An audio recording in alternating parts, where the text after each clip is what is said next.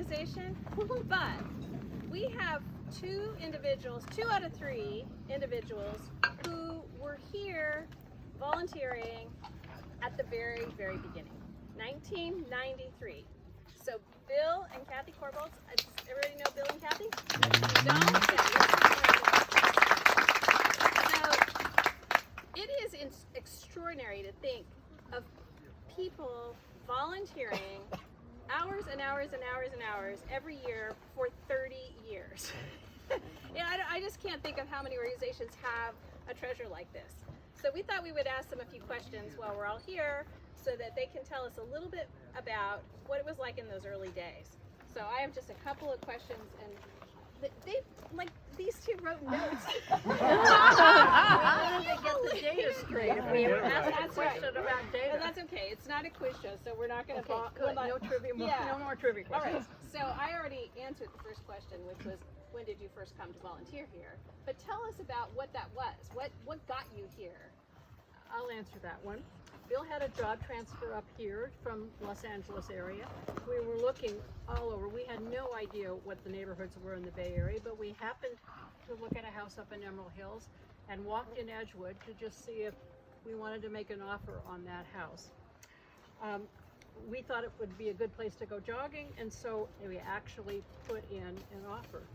A few months later, we were walking in Edgewood, just on our regular walk, and we came across a group from CNPS that was planting needlegrass plugs that had been grown out at San Mateo College up Inspiration Heights. And it was in July, it was hot, and when we got home we thought, well, why don't we take those people back some nice cold lemonade? So we made a big bucket of lemonade and took it back. And by the time we were done passing out the lemonade and they were thanking us for it, they said, why don't you come and be involved? And they told us what a special place Edgewood was. And I actually had the honor of stopping Joe Montana coming out of Edgewood after he was on a run to keep himself healthy and say, stop, you need to sign our petition to save Edgewood, because otherwise this wonderful place is going to become a golf course.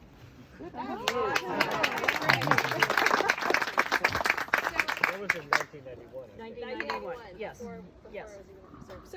So what do you guys remember about the spirit of those early days when the park was not protected or was, trying to become protected? That's me. The spirit of our volunteers has not changed one little bit over the years. It's an amazing group, passionate about what we do, cares about what we do, and I just think that it's one of the most constant things within our volunteer community. That's great. So who were some of those early people that were inspirational to you guys when you first started doing this? So this goes way back to, I guess, 1993, maybe even earlier than 1993. One of the first people was Carolyn Curtis. I think her name has been mentioned already. Yeah. Carolyn was instrumental in forming an organization called the Save Edgewood Park Coalition. Did any of you participate in that? It was way back. Yeah, Margaret did. Yeah. Yes. And the Save Edgewood Park Coalition was put in place by Carolyn to try to generate support for saving Edgewood from becoming a golf course. And so Carolyn was instrumental in that effort. In 1993, as you all know, the County Board of Supervisors declared Edgewood a natural preserve. Golf course was gone. What? Yeah. Deborah says that's a shame. Yeah. Another individual who was very, very important was Ken Himes. Mm-hmm. Most of you, I think, know Ken Himes or know of Ken Himes. He was one of the early weeders at Edgewood and became extremely active, not just in weeding, but in restoration programs here. He was actually preceded by a woman named Ellie Hess. Ellie's no longer with us, but Ellie was like the original weeder at Edgewood. She represented CNPS back in those days. And of course, some of you may know that Ellie was cited by the Parks Department for pulling weeds from Edgewood without a permit. A renegade. Or she was a And, renegade. and the other person, the fourth person I should mention, is Suzanne Summers, also an early pioneer who developed a plant list. She wasn't a botanist, but she learned as much as she could about plants, developed an Edgewood plant list, and was very active in conserving the ecosystems and in preserving Edgewood. Those are amazing people. Amazing citizens, just average everyday citizens doing activism to save a place on their own. It was grassroots. Yeah, Carolyn gave up her full-time job to be a full-time political activist to save Edgewood. Wow, that's amazing. That's inspirational. So, we know from our timeline that we did in the newsletter, and Michelle's lovely timeline that she put together, that 1994 was the year that a master plan was developed. And so I'm wondering what you can tell us about that process and what is a master, maybe start with, what is a master plan? Well, a master plan lays out what are the most important priorities in priority order, so that you try to address those things in that right order. And it talks about the things that you can and can't do in what was now declared and preserved in perpetuity. None of us had written a master plan before. We didn't know what we were doing, but we pulled others off the shelf and kind of tried to copy them. We had a small group, including Carolyn Curtis, who you've heard about, Nita Spangler, she was a reporter for one of the local newspapers, Suzanne Summers, who you just heard about, Bob Hartzell was just a neighbor, lives by Handley Rock, and Bob Emmert, who was the supervisor for the Parks Department.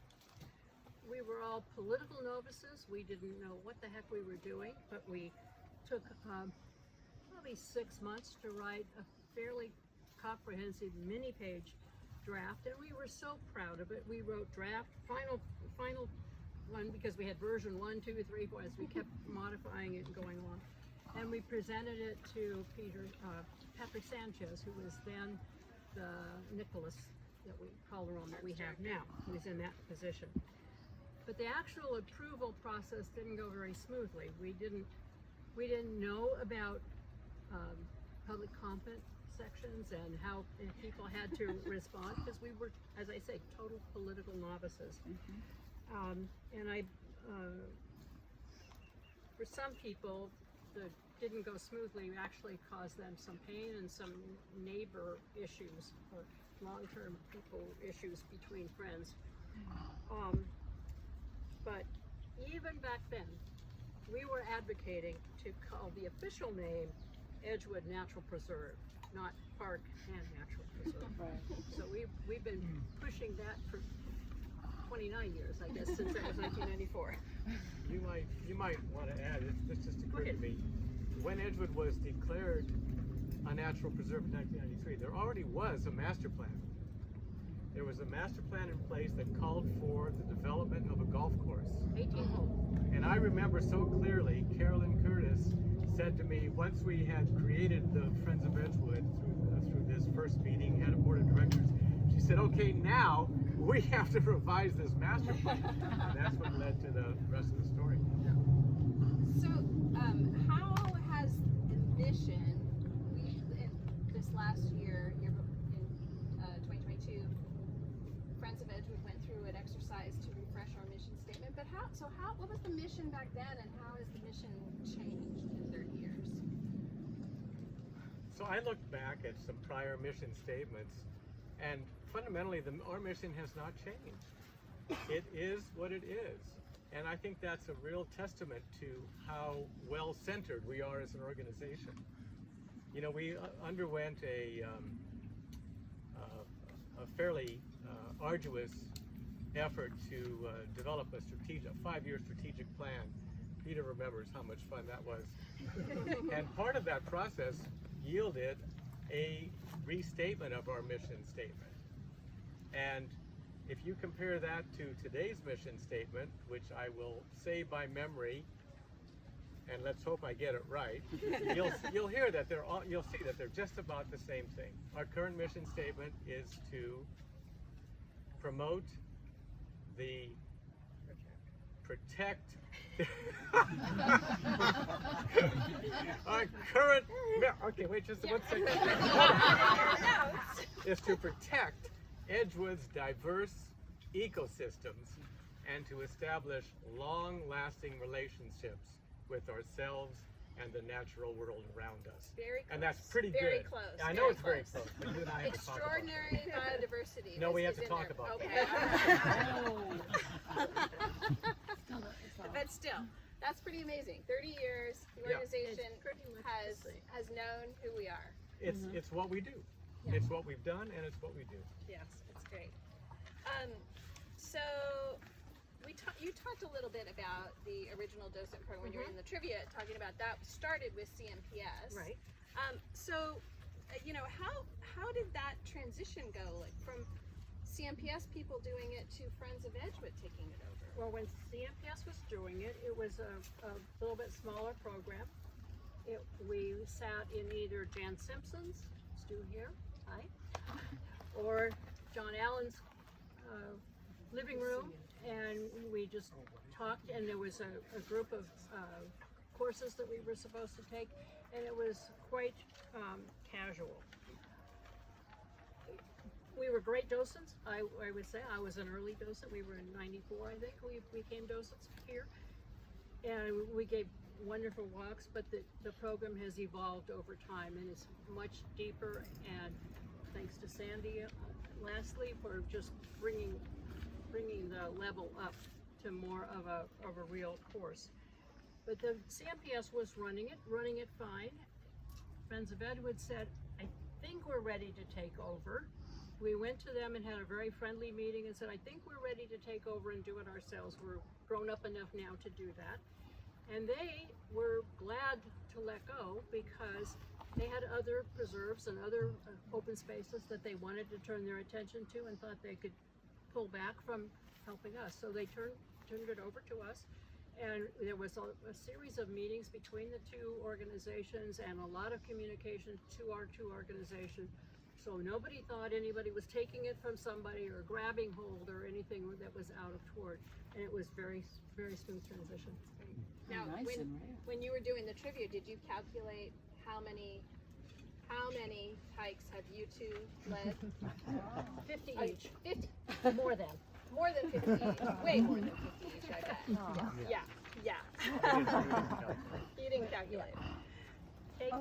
My description, I did the training with CNPS, and my description of it to new docents who ask was like, here are a bunch of important plants. Now go learn them. Like, okay. Here's what you need to know. End of story. Yeah. So switching from docent program to restoration efforts. So what stands out in your mind as some of the highlights of the restoration efforts that have gone on over the last 30 years? Well, as you all know, the Weed Warriors have actually been around for more than 30 years. I think closer to 35 years, predating the formation of the Friends of Edgewood. But Kathy referred earlier to the thorn mint, San Mateo thorn mint, which is an amazing accomplishment. And if you don't believe me, just ask Crystal Niederer.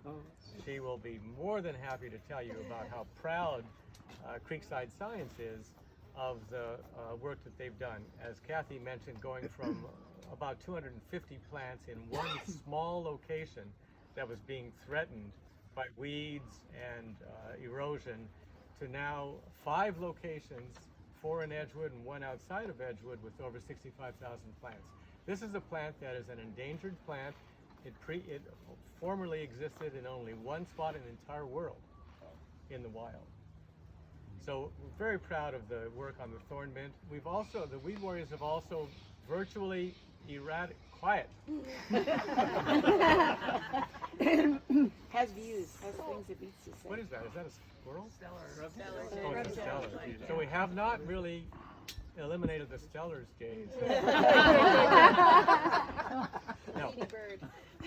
If you ask the Weed Warriors, they'll tell you without hesitation that they're very proud of virtually eliminating all of the teasel, Fuller's teasel from the park, and the bristly oxton, which Okay, yes. You get a hand for Fuller's Teasel. How about bristly ox tongue? I don't know what it is. The bristly ox tongue, you guys might recall, was just almost a monoculture in the swampy, wet area near the entrance by the overpass, freeway overpass. Okay. Virtually gone, and I think they have a great deal to be proud of in those two efforts. On the flip side, the bay checker spot, not doing so well. Only one animal was spotted this year, and that was sort of an unofficial spotting by Stewart. But we still have hopes. And of course, it's on our logo, so that we got to do something to keep this butterfly alive. The memorial butterfly. That's Edward the First, the very first butterfly that hatched from the larva that we transplanted here. That's great.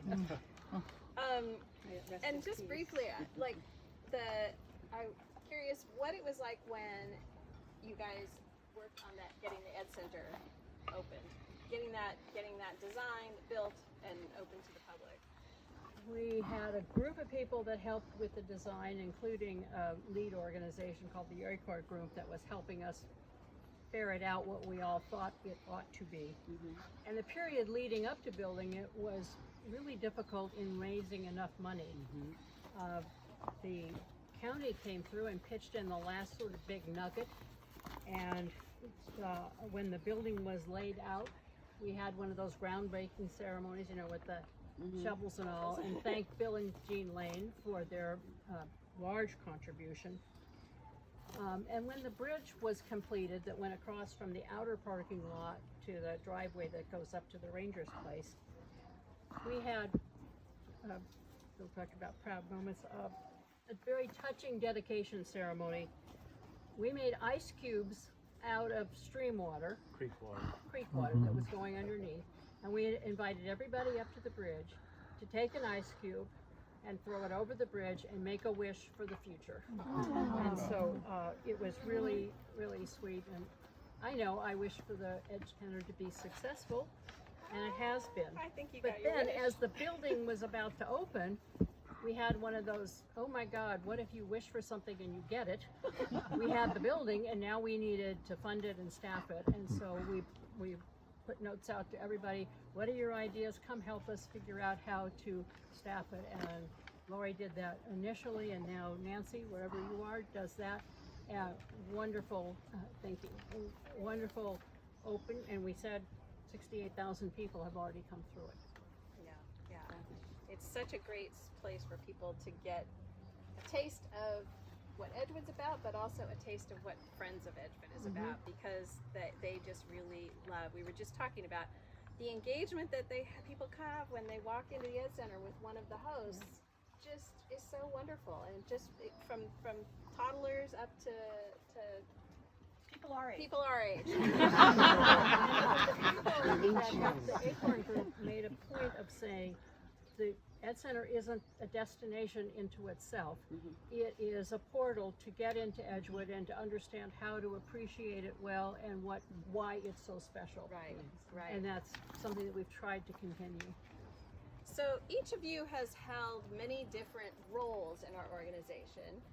I know you've both been president at different times. You've both been vice president at different times. I think No, I've never been vice you president. have never been vice. Well, I got it. You know, I maybe next year. dodged that one. Secretary. I know Bill was secretary. Were you secretary? I wasn't ever secretary. I'm not very good. He was treasurer. Treasurer, docent coordinating, Yes. doing the volunteer recognition events. All of our events basically is Kathy's the event queen. What am I missing? What are some of the other Well, things? he's the membership coordinator. Membership So coordinator. that's a big one. And we both participated in weeding and wildflower walks, camera trapping, Adopt a Highway. We've acted as chairs of various teams and contributed to newsletter articles. And Ed Center host. And hosts Yes. and Hosts. docents. Yes. You're Docents. docents. Yes. And Road warriors. And- Yes.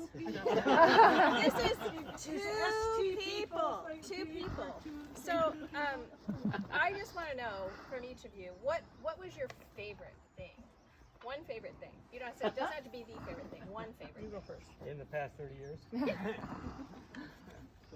Oh, I'm going to unanswer the question. I'm going to change the question to what was one of my proudest moments. Oh, that's a good. Or That's better. proudest Yeah. accomplishments. Let's put it that way. So, I can answer whatever question I want. Yeah. Yeah.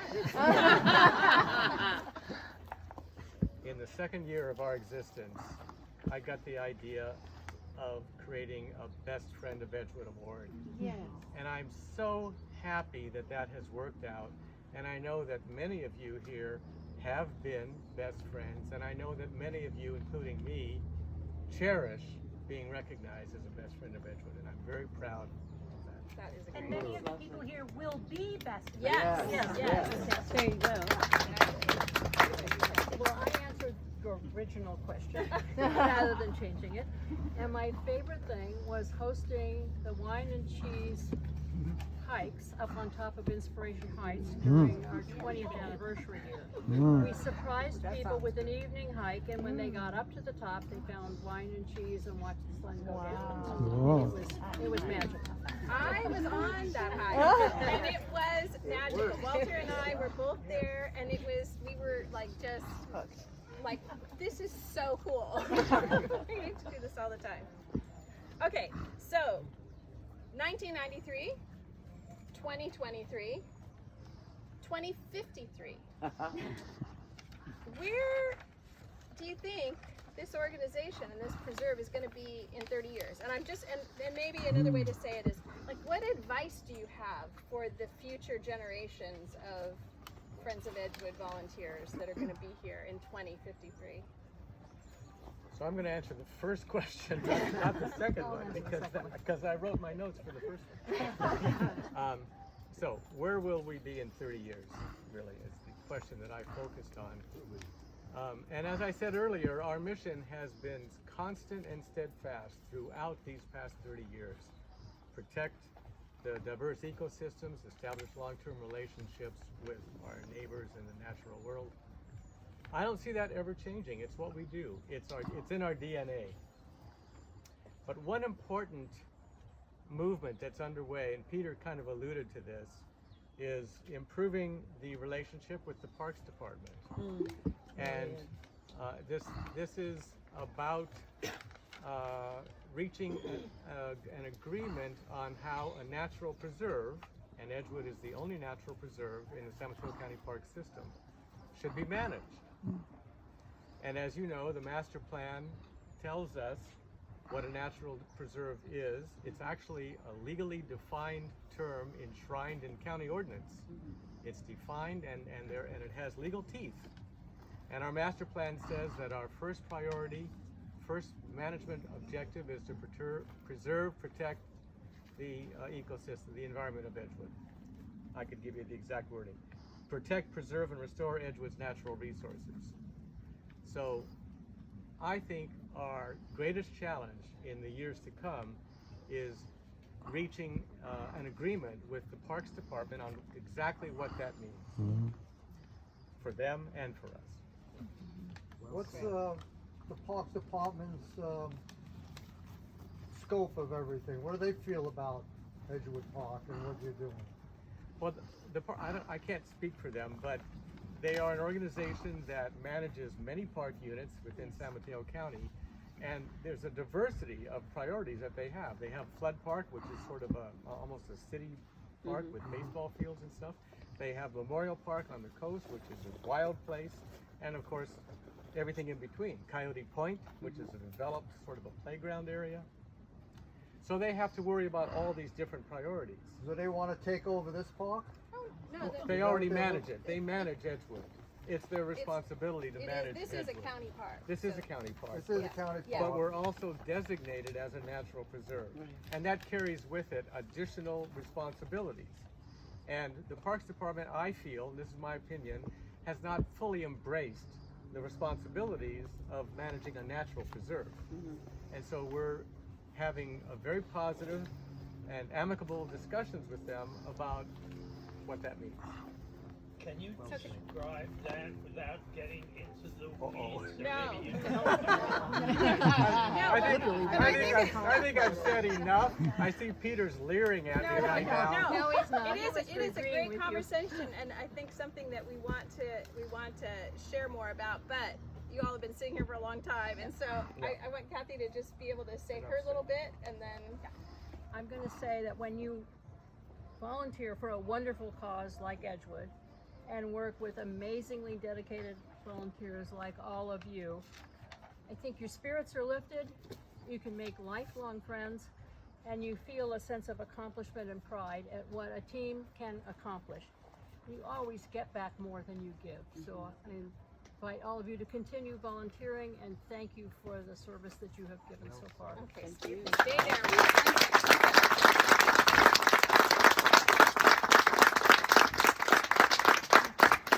Well, I hope you're applauding for yourselves.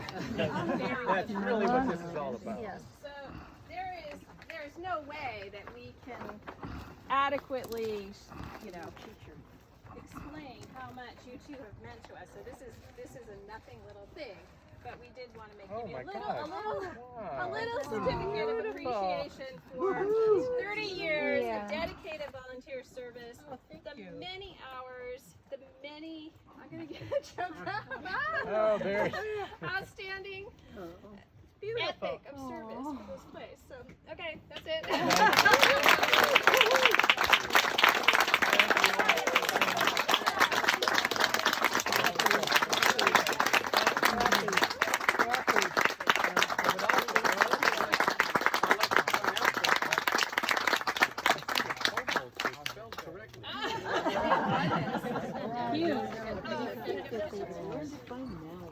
Oh, there you go. That's all. There you go. Thank you guys. Thank you guys. Thank you all. Thank you. That was great. That was wonderful. Before we break up, I just want to give a big